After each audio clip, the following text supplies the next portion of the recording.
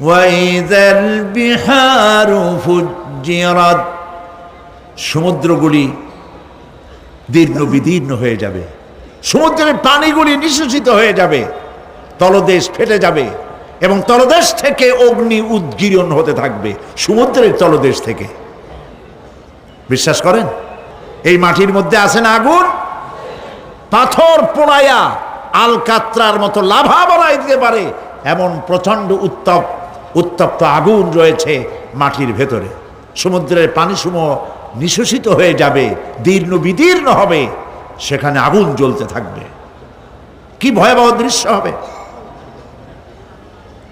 আর কবরের মধ্যে যা কিছু আছে কবরগুলি তা উদ্গীরণ করে দেবে।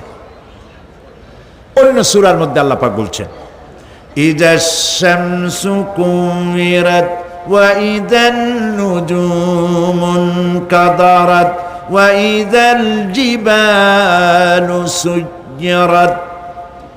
যখন সূর্যকে ঢেকে দেওয়া হবে, বিশাল সূর্যটা হারায় যাবে আর তারকাগুলো বিপর্যস্ত হয়ে যাবে, পাহাড়গুলিকে চালিয়ে দেওয়া হবে।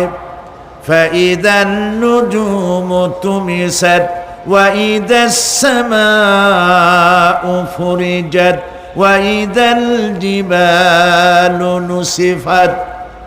যখন তারকা স্থিমিত হয়ে যাবে, তারকাগুলিতে কোনো আলো থাকবে না, আসমান বিদীর্ণ হবে, পাহাড় সমূহ উড়ে দেওয়া হবে।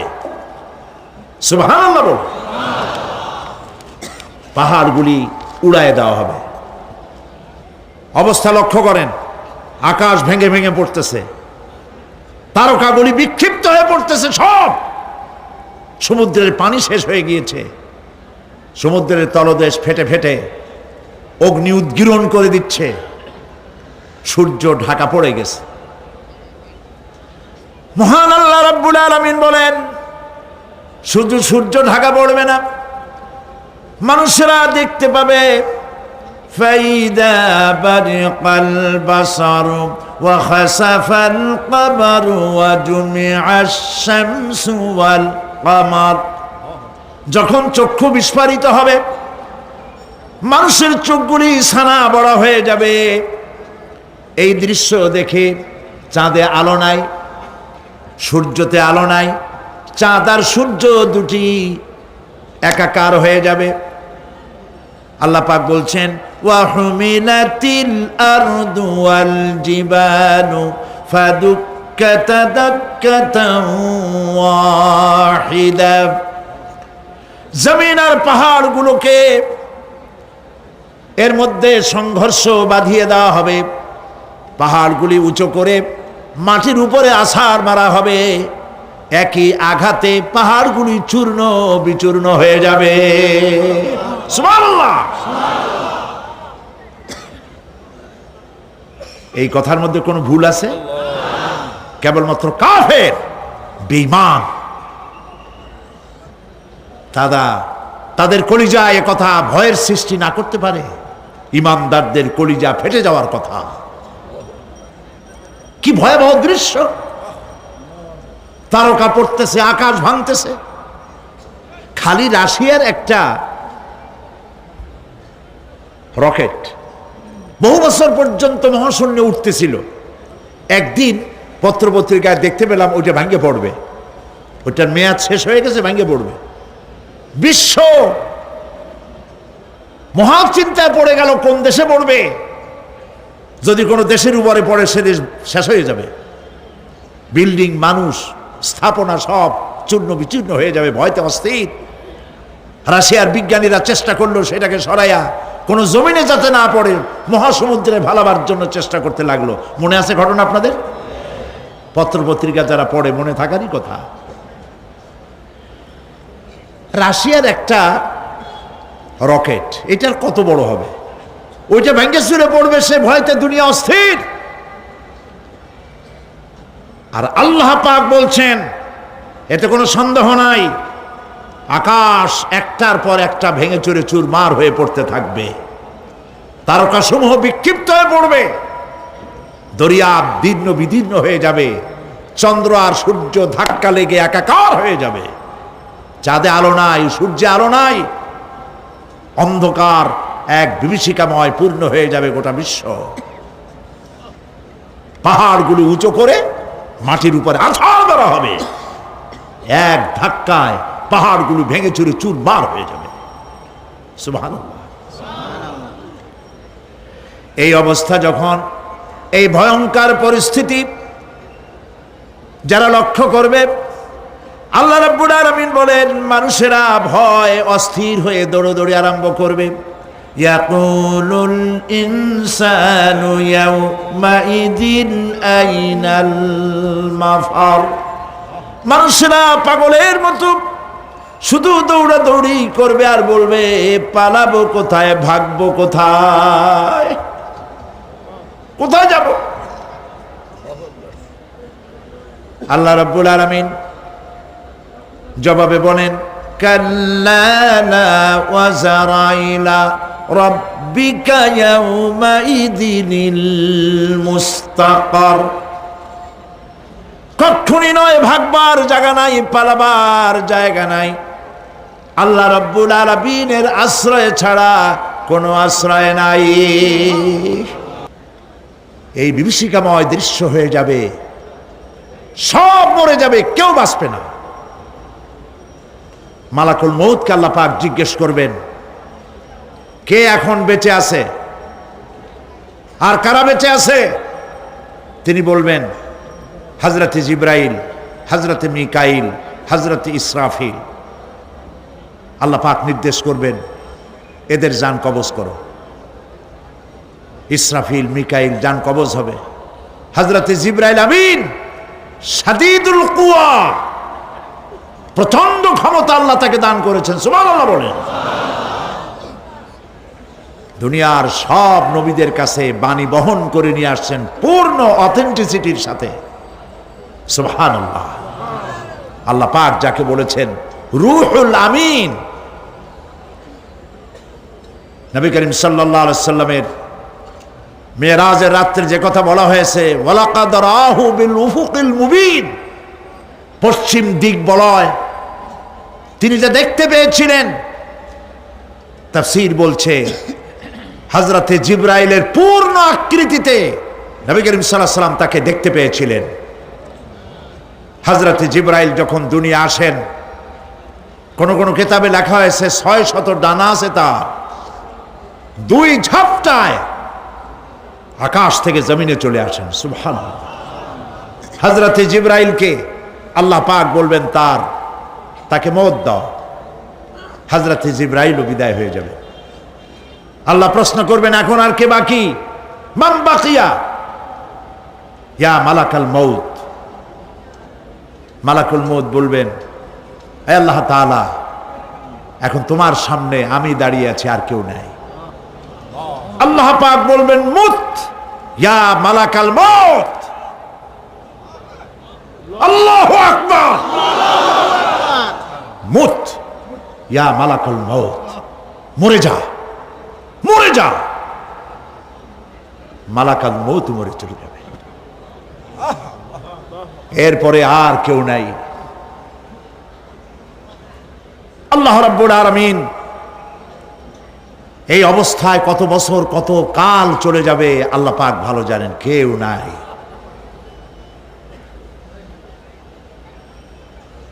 আজকের রাজত্ব কার?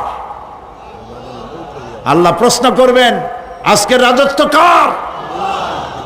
আল্লাহ পাক আওয়াজ দিবেন, বলবেন আজকের রাজত্ব কার? কোনো জবাব নাই, আকাশের নাই, জমিনের নাই, আকাশও তো নাই, কারো কোনো জবাব নাই। আল্লাহ পাক বলবেন লিল্লাহি ওয়াহিদুল কাহ্হার। আজ একমাত্র রাজত্ব হচ্ছে পরাক্রমশালী আল্লাহ রাব্বুল আলামিনের। আল্লাহ পাক বলবেন ইয়া দুনিয়া আইনা শুজারুকি, হে পৃথিবী তোর গাছগুলা কই? ইয়া দুনিয়া আইনা জিবালুকি, হে পৃথিবী তোর পাহাড়গুলা কই? আইনাল জব্বারিন, স্বৈরাচারেরা কোথায়? কারো কোনো জবাব হবে না। আল্লাহ পাক এরপরে আবার মানুষগুলিকে চিন্তা করবে, সুবহানাল্লাহ, ওয়া ইযাল কুবুরু বু'সিরাত, যা কিছু মাটির মধ্যে লুক্কায়িত ছিল সবগুলি আল্লাহ পাক বের করে নিয়ে আসবেন। হাসরের ময়দান হবে, উপস্থিত হবে সমস্ত মানুষ, কেউ পলায় থাকতে পারবে না কোথাও। কুমিরে যারে খাইছে, বাঘে যারে খেয়েছে, আগুনে যারে পোড়াইছে, পানিতে যে পচে গেছে, পোকামাকড়ে যারা খেয়েছে, কোনো পথ নাই। সবাই আল্লাহর দরবারে উঠবে, পায়ে জুতা নাই, মাথায় কাপড় নাই, পরনে কোনো কাপড় চোপড় নাই, উলঙ্গিনী। উম্মুল মুমিনিন হযরতে আয়েশা সিদ্দিকা রাদিয়াল্লাহু তাআলা আনহা, নবী করিম সাল্লাল্লাহু আলাইহি ওয়াসাল্লামের জবান মোবারকে এটা শুনে কেঁদে ফেললেন। বললেন, ইয়া রাসূলুল্লাহ, আমারও কি সেই অবস্থা হবে? তিনি বললেন, হ্যাঁ। উম্মুল মুমিনিন বললেন, ইয়া রাসূলুল্লাহ, তখন কি আমার শরম হবে না? আল্লাহর নবী বললেন, কিয়ামতের এই বিভীষিকাময় দৃশ্য দেখে মানুষের দিকে তাকাবার কোনো হুঁশ থাকবে না। সব মানুষ উপরের দিকে তাকায় থাকবে, নিচে তাকাবার কারো কোনো ক্ষমতা থাকবে না। মানুষ অস্থির হয়ে যাবে। সেই হাসরের ময়দান, বিচারক আল্লাহ রাব্বুল আলামিন প্রত্যেকটি মানুষকে তার কৃতকর্মের জন্য হিসাব দিতে হবে। আল্লাহ রাব্বুল আলামিন বলেন, পরকালীন জীবনের ব্যবস্থাপনাটা কেমনে হবে শোনো। ইন্নাস সামআ ওয়াল বাসারা ওয়াল ফুআদা কুল্লু উলাইকা কানা আনহু মাসউলা। কিয়ামতের দিন প্রত্যেকটি মানুষকে তার শ্রবণ সম্পর্কে, তার দৃষ্টি সম্পর্কে, আর অন্তঃকরণের কল্পনা সম্পর্কে প্রত্যেকটি ব্যাপারে আল্লাহ পাক জিজ্ঞাসা করবেন। কান দিয়েছিলাম, কি শুনেছ? যা শুনছো তা আমল করেছো কিনা? আমার নিষেধ করা জিনিসগুলি শুনছো নাকি? কানের জবাব দিতে হবে। কান আল্লাহ পাক দিয়েছেন, সুবহানাল্লাহ, আল্লাহ পাক দিয়েছেন কান। এই কান দুটো যার নাই, কান আছে শুনতে পায় না, কত বড় কষ্টে আছে সে। মানুষে চিল্লায় কথা কয়, সে বুঝেই না। আছে না এমন? এই কানের সম্পর্কে প্রশ্ন করা হবে, শ্রবণ সম্পর্কে, দর্শন সম্পর্কে প্রশ্ন করা হবে। যা দেখতে নিষেধ করেছি সেগুলো দেখছো নাকি? এর শুকরিয়া আদায় করেছো নাকি? দুটি চোখ, এর শুকর আদায় করা কি সম্ভব ভাই? আদায় করা সম্ভব? এই দুটি চোখ যদি না থাকতো, আমার গর্ভধারিণী মাকে দেখতে পারতাম না। এই সুন্দর চোখ দুটি যদি আল্লাহ না দিতেন, আল্লাহর এই সুন্দর সৃষ্টি দেখা থেকে বঞ্চিত হয়ে যেতাম।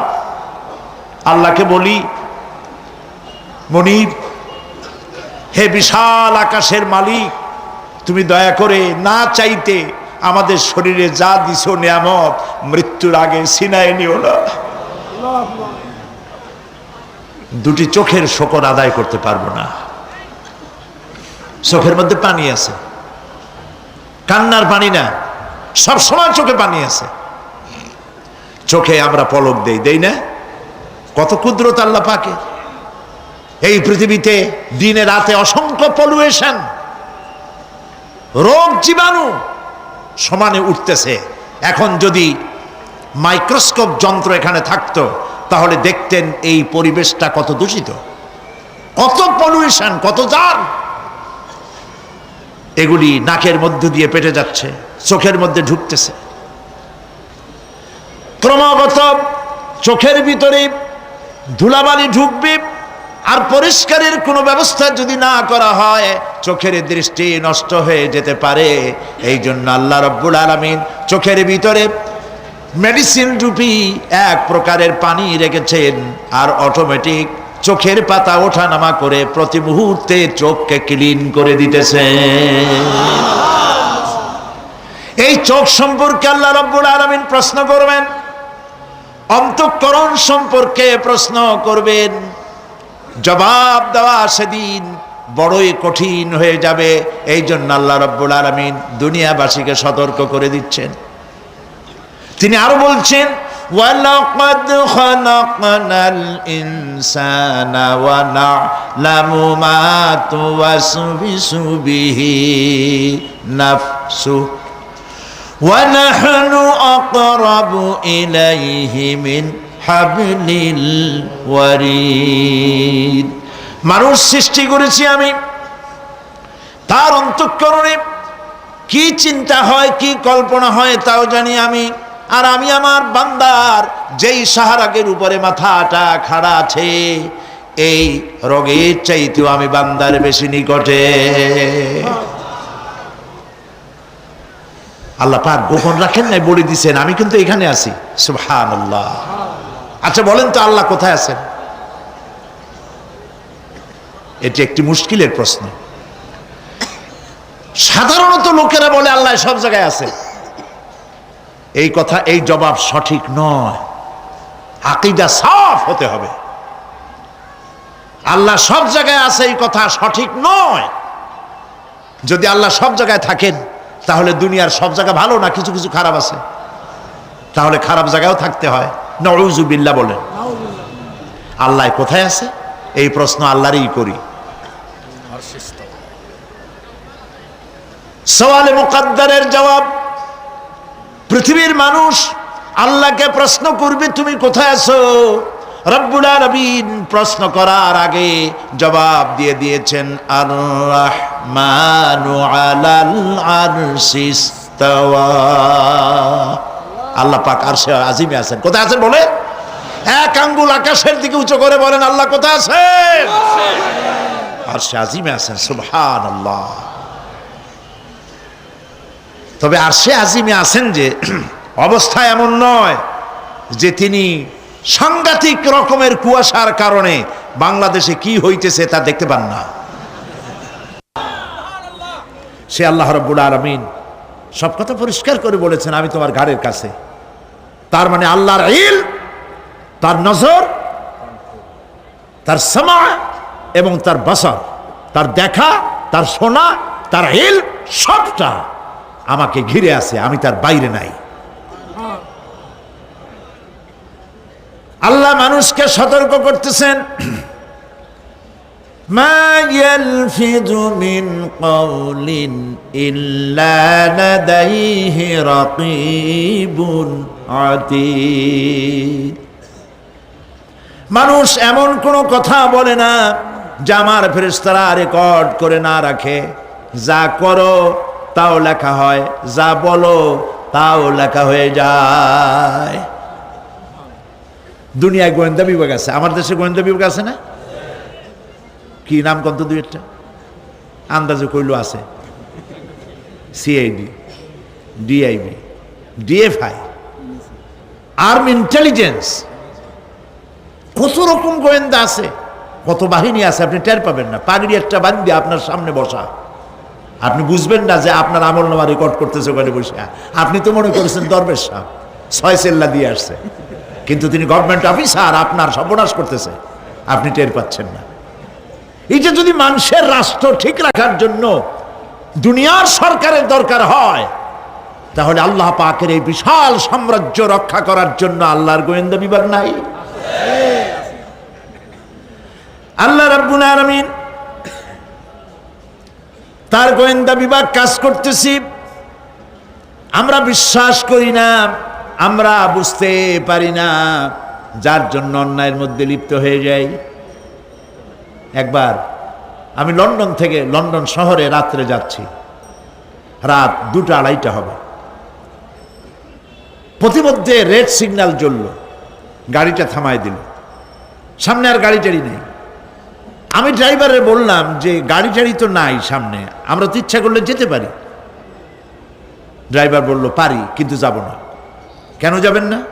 বলল যে এই সিগন্যালের সাথে ক্যামেরা আছে, অটোমেটিক ক্যামেরা, আমি যদি এখান থেকে এটাকে ক্রস করি তাহলে আগামীকাল কোর্ট থেকে আমার নামে চিঠি আসবে, রাত 2:45, এই রঙের গাড়ি, এত নাম্বার গাড়ি, এবং আপনার চেহারা শরীফ এই, আপনি রাত 2:45 সময় রেড সিগন্যাল অমুক এলাকা থেকে ক্রস করেছেন, মেহরবানি করে কোর্টে আসেন আর জরিমানা দিয়ে যান। এই লোকটি এইখানে ক্যামেরা আছে, এটা চোখে দেখছে, সেই জন্য বিশ্বাস করলো। কিন্তু এই ক্যামেরায় স্ন্যাপ নেওয়ার জন্য কোনো ক্যামেরাম্যান নাই, অথচ গাড়ি ক্রস করলেই, ওভার স্পিড করলেই ছবি তুলে ফেলবে। এই বুদ্ধিটা কে দিছেন? যিনি এই বুদ্ধিটা দিলেন তার কাছে এমন কোনো বুদ্ধি নাই যে আপনার আমার অনবরত অটোমেটিক ক্যামেরা দিয়ে জীবনের সব কিছু আমাদের ধরে রাখে, এরকম কোনো ক্যামেরা থাকতে পারে না। পারে কি না? পারে। কিন্তু আমাদের কপাল খারাপ। ওই যে সিগারেটের প্যাকেটে লেখা আছে সংবিধিবদ্ধ সতর্কীকরণ, ধূমপান স্বাস্থ্যের জন্য ক্ষতিকর। প্যাকেটে লেখা আছে, হাতের মুঠায় ধরিয়া সিগারেট ধরে টান মারিয়া উপরে ফু দিয়া তাকায় দেখে ফু যায় কদ্দুর। ওইখানে ক্যামেরার সাথে কোনো মানুষ নাই, ক্যামেরা আছে তাই বিশ্বাস করে, কিন্তু আল্লাহর ক্যামেরাগুলি চোখে দেখে না। ওখানে যেমন রেড বর্ডার আছে, আল্লাহ রাব্বুল আলামিন জীবনের প্রত্যেকটি মোড়ে মোড়ে রেড বর্ডার লাগায় দিয়েছেন। জেনা করো না, একটি রেড সিগন্যাল। মদ পান করো না, আরেকটি রেড সিগন্যাল। মিথ্যা কথা বলো না, আরেকটি রেড সিগন্যাল। অহংকার করো না, আরেকটি রেড সিগন্যাল। বউকে বেপর্দা করো না, আরেকটি রেড সিগন্যাল। সুদ খেও না, ঘুষ খেও না, আরেকটি রেড সিগন্যাল। অসংখ্য রেড সিগন্যাল দিয়ে আল্লাহ পাক বলছেন তিলকা হুদুদুল্লাহ, এই হচ্ছে আল্লাহর বর্ডার, ফালা তাতাদুহা, অতএব আল্লাহর বর্ডারকে ক্রস করো না। কে নিষেধ করেছেন? কে নিষেধ করেছেন? মানুষেরা বিশ্বাস করে না। আল্লাহ রাব্বুল আলামিন কোরআনে কারীমের মধ্যে বলছেন ইয়ালামু খায়িনাতাল আ'য়ুনি ওয়া মা তুখফিস সুদূর। তোমার কথাগুলি রেকর্ড হয়, তোমার কাজগুলি রেকর্ড হয়, এমনকি তোমার মনের ভিতরে যে কল্পনা হয় সেগুলো রেকর্ড হয়। আর চোখে কি লুকোচুরি খেলে আল্লাহ তাও জানতে পারে। সানগ্লাস পরে চোখের ফাঁক দিয়া কারে দেখো, কেউ টের পায় না। টের পায় কে? জোরে বলেন আল্লাহ পাক। মহান আল্লাহ রাব্বুল আলামিন বলেন, কোন গুনার কাজ করে, কোন সামান্যতম গুনার কাজ করেও এড়াতে পারবে না, এবং সামান্যতম ভালো কাজ করলেও তাতে পুরস্কার থেকে মাহরুম হবে না।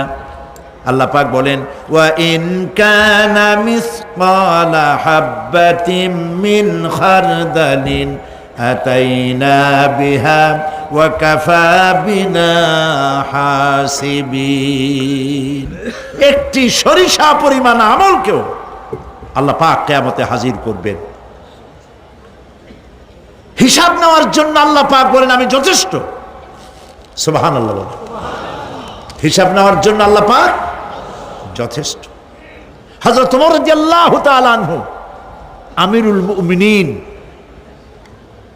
খলিফাতুল মুসলিমিন হযরত ওমর ইবনুল খাত্তাব বলেন রাদিয়াল্লাহু তাআলা আনহু, সুবহানাল্লাহ। কোথা থেকে আল্লাহ কোথায় নিয়ে গেছেন? নবীকে হত্যা করতে আসছিলেন, আর আল্লাহ তারে কোথায় নিয়ে গেছেন? সুবহানাল্লাহ। নবীজি বলেছেন লা নবিয়্যা বাদি ওয়ালা রাসূলা, আমার পরে নবীও হবে না, রসুল হবে না। যদি কেউ নবী বা রসুল হইতো, কে হইতো? ওমরের আল্লাহ নবী বানাই দিতেন। সুবহানাল্লাহ।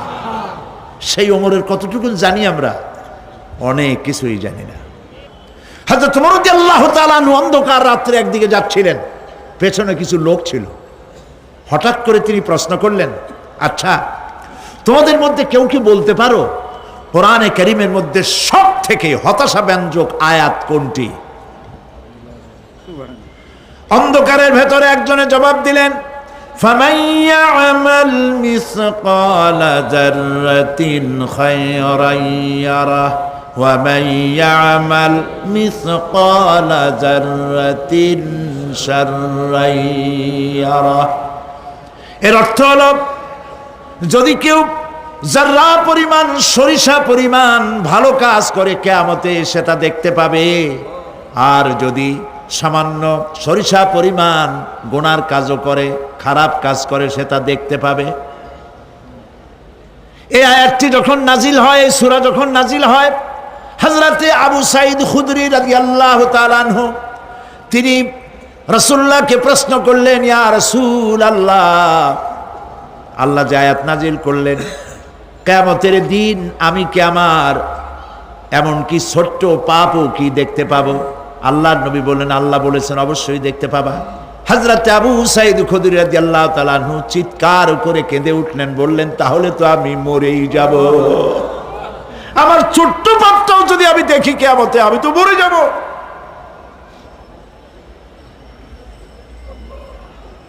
হযরত ওমর রাদিয়াল্লাহু তাআলা আনহু অন্ধকারের ভিতরে হাঁটতেছেন আর কাঁদতেছেন, হাঁটতেছেন আর কাঁদতেছেন। কিছু দূর অগ্রসর হয়ে তিনি প্রশ্ন করলেন, আচ্ছা, কেউ কি বলতে পারো কোরআনে কারীমের মধ্যে সবথেকে আশা ব্যঞ্জক আয়াত কোনটি? পেছন থেকে অন্ধকারের ভেতর থেকে আওয়াজ এলো, লা তাকনাতু মির রাহমাতিল্লাহ, আল্লাহর রহমত থেকে, দয়া থেকে নিরাশ হয়ে যেও না, হতাশ হয়ে যেও না। হযরত ওমর কাঁদতে কাঁদতে জিজ্ঞেস করলেন, তোমাদের মধ্যে আব্দুল্লাহ ইবনে মাসউদ আছে নাকি? হযরত আব্দুল্লাহ ইবনে মাসউদ বললেন, আমি তো বললাম, আমি জবাব দিলাম। সুবহানাল্লাহ। রাইসুল মুফাসসিরিন হযরত আব্দুল্লাহ ইবনে মাসউদ রাদিয়াল্লাহু তাআলা আনহু, তার পা খুব ছোট ছিল। হাদিস শরীফে এসেছে, সাহাবীরা তার পা দেখে একটু মুস্কি মুস্কি হাঁটতেছিল, এত ছোট পা। নবী করিম সাল্লাল্লাহু আলাইহি ওয়াসাল্লাম বললেন, আব্দুল্লাহ ইবনে মাসউদের পা ছোট দেখে হেসো না, কিয়ামতের দিন আব্দুল্লাহ ইবনে মাসউদের ছোট্ট পাটা উহুদ পাহাড়ের চাইতে ওজন বেশি হয়ে যাবে। সুবহানাল্লাহ, সুবহানাল্লাহ। প্রিয় ভাই সব, এই হচ্ছে নবী করিম সাল্লাল্লাহু আলাইহি ওয়াসাল্লাম, তিনি মানুষের সামনে এসব কথাগুলি পরিষ্কার করে বলে দিয়েছেন। সেদিন কোনো উপায় থাকবে না, সেই কিয়ামতের মাঠ।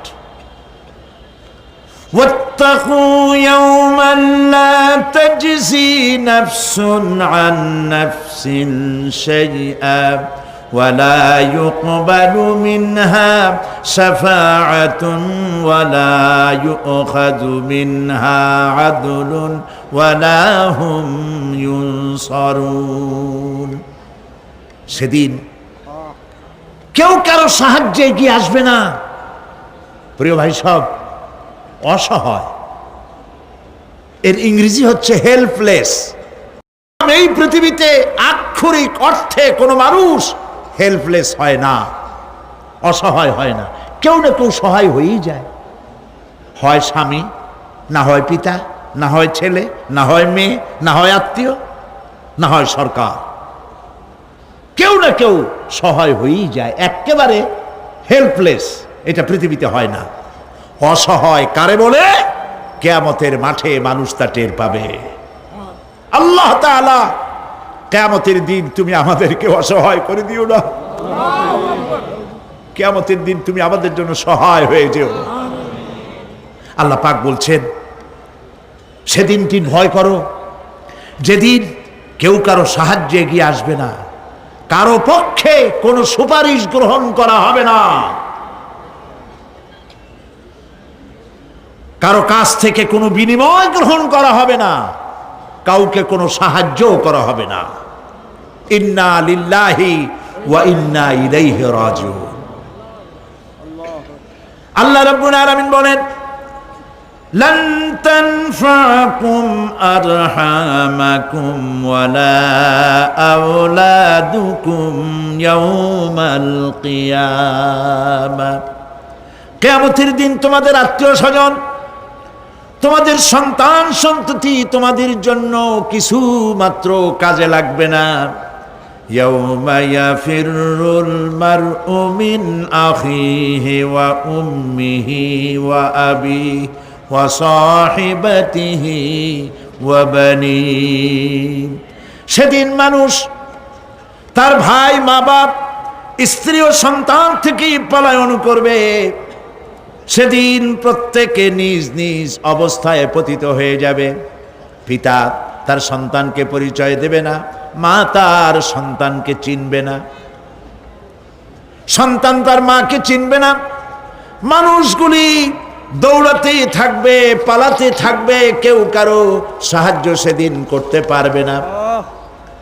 আমার প্রিয় ভাইয়েরা, সেই কিয়ামতে আল্লাহ পাক আমল নামা আল্লাহর আদালতে মানুষের সামনে পেশ করা হবে। পার্থিব জীবনে মানুষ যা কিছু করেছে কোনো জিনিস লুকায় রাখতে পারবে না, সব প্রকাশ পেয়ে যাবে। কিয়ামতের পূর্বেই আল্লাহ রাব্বুল আলামিন সব কিছুকে রেকর্ড করে রেখেছেন। আবারও বলছি, আল্লাহ পাক কোনো কিছু গোপন রাখেন নাই। কিভাবে রেকর্ড করছেন? وَكُلَّ إِنسَانٍ أَلْزَمْنَاهُ طَائِرَهُ فِي عُنُقِهِ وَنُخْرِجُ لَهُ يَوْمَ الْقِيَامَةِ كِتَابًا